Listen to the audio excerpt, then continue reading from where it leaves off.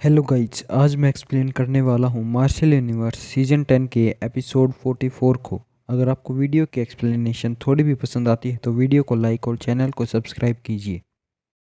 पिछले एपिसोड में हमने देखा कि एक शर्त के चलते लिंगडोंग और पांग हाओ के बीच युद्ध शुरू हो जाता है। अब आगे इस बार लिंगडोंग के हमले में बेइंतहा ताकत शामिल थी, बल्कि उसमें से तो अब ग्रीन हेवन ड्रैगन तकनीक की धार तक सुनाई दे रही थी। इन शक्तियों में से एक अजीब सा दबाव निकल रहा था, जिसे महसूस कर बहुत से ताकतवर योद्धाओं के चेहरों का रंग बदल गया। फिलहाल लिंगडोंग के शरीर में 20 ड्रैगन निशान चमक रहे थे, जिनकी शक्तियां महसूस कर खुद लियू जुआन काफी हैरान रह गई। इतने में उसके पीछे खड़े अधेड़ उम्र के आदमी ने गौर से लिंगडोंग की तरफ देखते हुए लियू जुआन को बताया, इसकी शरीर मजबूत करने वाली तकनीक तो बहुत अनोखी है। सच कहूँ तो ये तकनीक हमारे मिस्टीरियस स्काई होल की शरीर मजबूत करने वाली तकनीक जितनी ही ताकतवर लग रही है। ऐसी खतरनाक तकनीक यूं ही हासिल नहीं की जा सकती। मुझे लगता है कि ये लड़का उतना भी मामूली नहीं है जितना यहाँ मौजूद लोग इसे समझने की कोशिश कर रहे हैं। ये सुनते वक्त खुद ल्यूजुआन के चेहरे की हैरानी धीरे धीरे परेशानी में बदलने लगी थी। वाकई वो लोग लिंगडोंग के बारे में कुछ ज़्यादा नहीं जानते थे। लिंगडोंग का नाम डेमेंसी में ज़्यादा मशहूर नहीं था, लेकिन उसके यहाँ आते ही न सिर्फ वो बुजुर्ग से चांदी की इमारत छीनने में कामयाब रहा, बल्कि पांग हाउ जैसे ताकतवर योद्धा को टक्कर तक दे पा रहा था। तभी लियू जुआन की नज़र पांग हाउ पर पड़ी, जिसके शरीर से काले रंग की रोशनी निकल रही थी। इस रोशनी में छुपी शक्तियों को देखकर लियू जुआन ने चेहरे पर हल्की फिक्र के साथ कहा, चाहे ध्रुव कितना भी ताकतवर क्यों ना हो, पांग हाउ अपना जानलेवा हमला इस्तेमाल करने वाला है। पांग हाउ के हाथों में रखी तलवार में लगातार रोशनी बढ़ती जा रही थी, और साथ ही उसमें से बड़ी ही अजीब आवाज़ निकल रही थी। ये आवाज़ कुछ ऐसी थी जैसे ढेर सारी खौफनाक चीखें उसमें से निकल रही हों। इतने में पांग हाउ घूरते हुए लिंगडोंग की तरफ देखने लगा, जिसके बाद उसने शैतानी अंदाज में हंसकर कहा, तभी तो तेरी हिम्मत हो गई मुझे चुनौती देने की। तेरे पास ऐसा हुक्म का इक्का जो था, मगर तेरा ये ताकतवर हमला भी मेरा कुछ नहीं बिगाड़ सकता। इस दौरान हरे रंग की रोशनी से घिरा लिंगडोंग भी पांग हाउ को देखता जा रहा था। लिंगडोंग के चेहरे पर हल्की मुस्कुराहट थी, क्योंकि उसे भी अपने शरीर में बेहिंता शक्तियों का एहसास हो रहा था। कुल मिलाकर लिंगडोंग के शरीर में 23 ड्रैगन निशान थे, जिसमें से 20 का इस्तेमाल वो इस हमले के लिए कर चुका था। इतने में पांग हाउ ने उसे देखकर उससे आगे कहा, मेरी समझ में आ गया है कि तू हेवनली विंड सी रीजन में अपना नाम बनाने में कामयाब कैसे हुआ।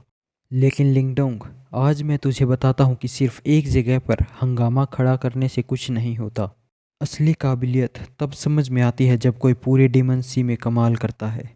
अब देख कि मैं कैसे एक ही हमले में तुझे खत्म कर देता हूँ। धीरे धीरे पांग हाउ के चेहरे पर खौफनाक इरादा झलकता जा रहा था, जिसके साथ ही उसने अपनी तलवार पर पकड़ मजबूत कर ली। इसके अलावा उसके शरीर से निकलती रोशनी और ज़्यादा बढ़ती गई। फिर जैसे ही उसने अपनी बंद मुट्ठी खोली तो अचानक से काली रोशनी बेहद तेज रफ्तार में आगे बढ़ने लगी। वो रोशनी पूरे आसमान में फैल गई थी, और अगले ही पल लोगों को दिखा कि ना सिर्फ वो रोशनी बल्कि उसमें छुपी तलवार भी लिंगडोंग की तरफ बढ़ रही थी। कुछ ही पलों में उस तलवार ने काफ़ी फासला मिटा दिया था। उसके आगे बढ़ने पर आसपास की शक्तियों में काफ़ी हलचल होने लगी। ताज्जुब की बात यह थी कि आगे बढ़ते वक्त उस हमले की शक्तियां आसपास की शक्तियों को सोखते हुए और ज़्यादा ताकतवर होती जा रही थी।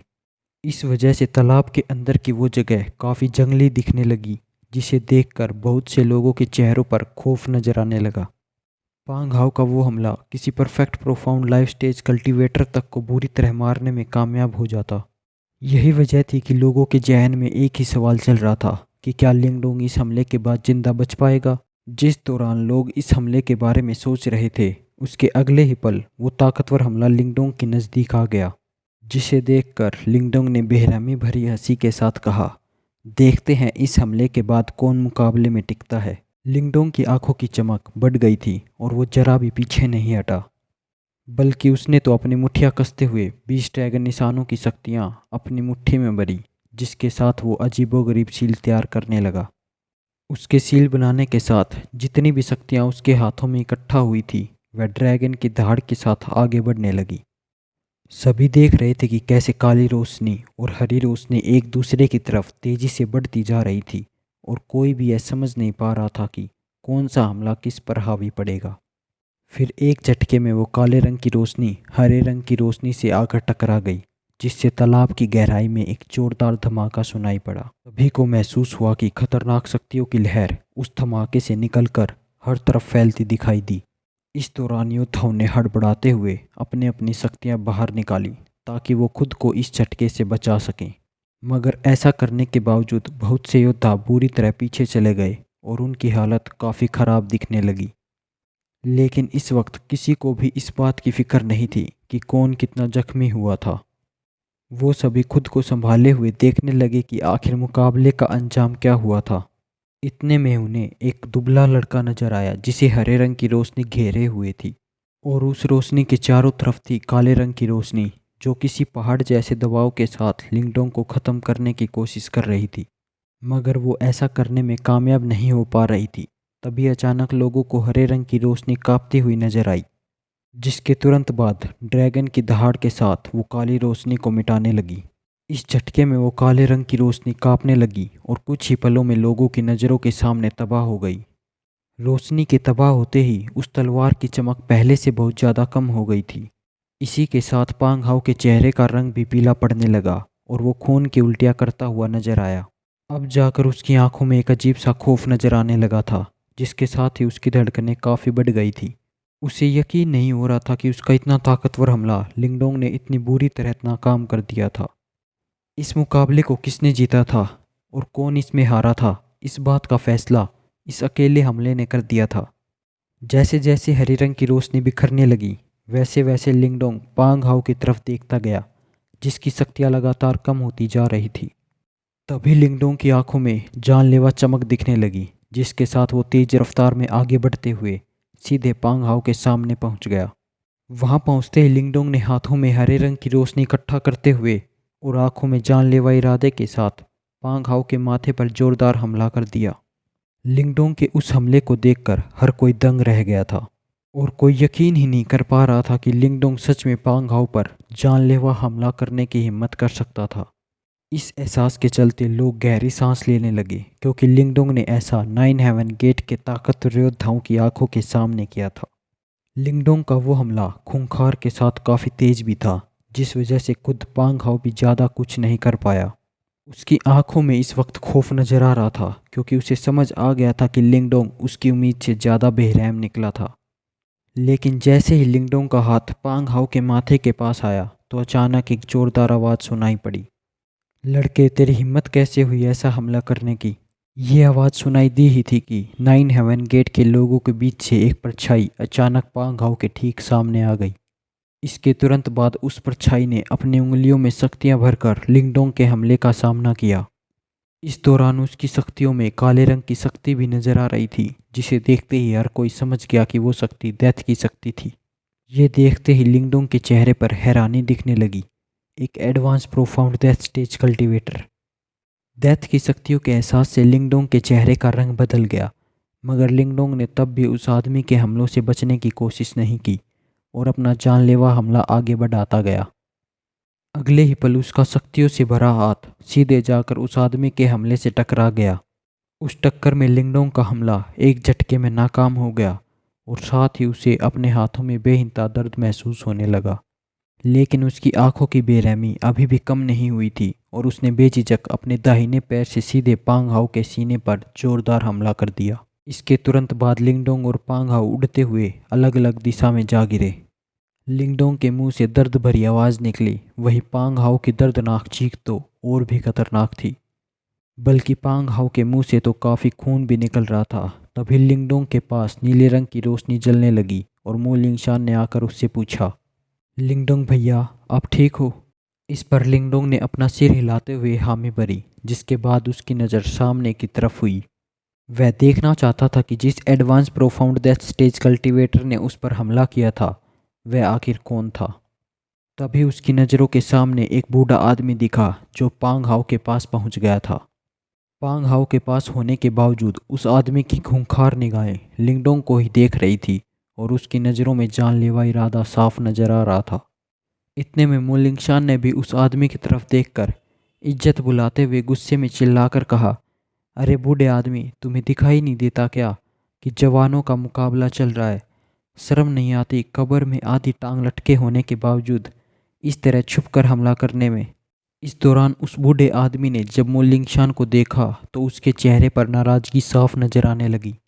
लेकिन उसने मुलिंगशान की बात का जवाब ना देते हुए लिंगडोंग की तरफ देखकर कहा, लड़के माना कि तो बहुत ज़्यादा बेरहम हो सकता है, लेकिन ये तो सिर्फ एक शर्त थी। कोई लाइफ और डेथ का मुकाबला नहीं जो तुझे इतना ज़्यादा खूंखार होने की जरूरत पड़ गई। मगर उसकी बात पर लिंगडोंग ने हंसते हुए कहा, तुम जो कुछ भी कह रहे हो मेरी तो समझ में ही नहीं आ रहा है। यह मुकाबला पांग हाओ और मेरे बीच का था और मुकाबला तब तक चलेगा जब तक कि कोई नतीजा सामने नहीं आ जाता। इसलिए जब तक पांग हाओ ये नहीं कहता कि वो मुझसे हार मान गया है तब तक ये मुकाबला चलता रहेगा। वैसे भी ये जगह डीमन सी है और हम दोनों एक सेक्ट से नहीं है, तो फिर रहम दिखाने का तो कोई मतलब ही नहीं है।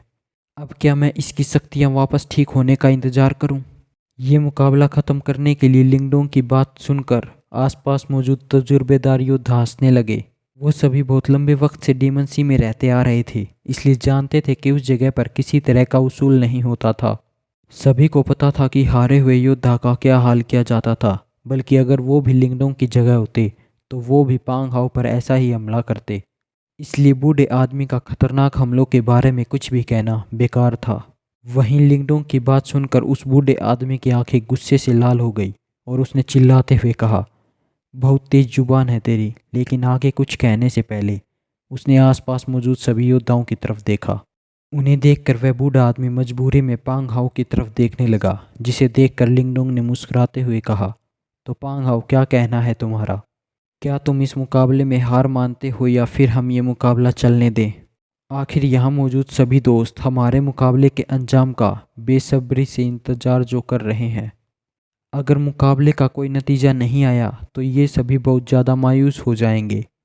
लिंगडोंग ने इतना कहा ही था कि आसपास मौजूद सभी लोग कहने लगे, हाँ हाँ ये लड़का ठीक कह रहा है, नतीजा हमारे सामने आना चाहिए। अगर हार नहीं मानोगे पांग हाओ तो ये मुकाबला जारी रखो, हम सभी इंतजार कर रहे हैं। धीरे धीरे सभी योद्धा यही कहने लगे, जिससे आसपास शोर सुनाई देने लगा।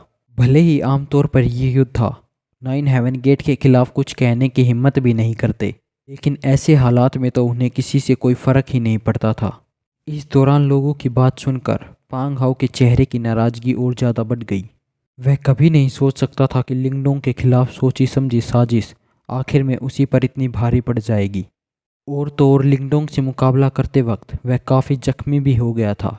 इसलिए अगर वह लिंगडोंग से मुकाबला करना जारी रखता तब तो लिंगडोंग जरूर कोई मौका देखकर बेरहमी से पांग हाओ को ख़त्म कर देता। तब नाइन हेवन गेट का बुजुर्ग भी कुछ नहीं कर पाता। इस ख्याल के साथ ही पांग हाओ ने काफ़ी झिझक के साथ दांत पीस कर लिंगडोंग से कहा, अच्छा ठीक है, ये मुकाबला तुम जीते। उसकी बात सुनते ही नाइन हेवन गेट के योद्धाओं के चेहरों का रंग बदल गया। वो कुछ कहने ही वाले थे कि उन्हें पांग हाओ ने रोक दिया। उसके बाद वह खौफनाक इरादे के साथ लिंगडोंग की तरफ देखने लगा। उसे देखकर ऐसा लग रहा था जैसे वह लिंगडोंग के टुकड़े टुकड़े करना चाह रहा था। पर लिंगडोंग ने तो उसे देखकर मुस्कुराते हुए कहा, क्या बात है, ये तो तुमने बहुत अच्छा किया पांग हाओ। खैर अब जो कि तुम ये शर्त हार गए हो, इसलिए 30 थंडरबोल्ट कोर सामने ले आओ। आखिर यहाँ मौजूद हमारे दोस्त अपने हिस्से के थंडरबोल्ट कोर का इंतजार जो कर रहे हैं। लिंगडोंग की बात सुनते ही पांग हाओ के चेहरे का रंग बदल गया। 30 थंडरबोल्ट कोर की बहुत बड़ी कीमत होती थी, फिर चाहे नाइन हेवन गेट कितना भी अमीर क्यों न था। लेकिन अब जो कि ढेर सारे ताकतवर योद्धा उसकी तरफ ही देखते जा रहे थे, इसलिए वह अपनी बात से मुकर भी नहीं सकता था। नहीं तो खूंखार योद्धा एक साथ मिलकर पांग हाओ के खिलाफ कौन सी साजिश रच लेते, इसका उसे अंदाजा भी नहीं लगता। फिर गहरी सांस लेते हुए पांग हाओ ने तुरंत पोटली में से 30 थंडरबोल्ट कोर निकालकर उन्हें लिंगडोंग की तरफ फेंकते हुए कहा, जब तुम हमारे नाइन हेवन गेट का निवाला खाने की कोशिश करो तो ध्यान रहे कहीं तुम्हारा दम न घुट जाए। इस पर लिंगडोंग ने तो उसकी बातों को नज़रअंदाज कर मुस्कुराते हुए वह थंडरबोल्ट कोर हासिल किए।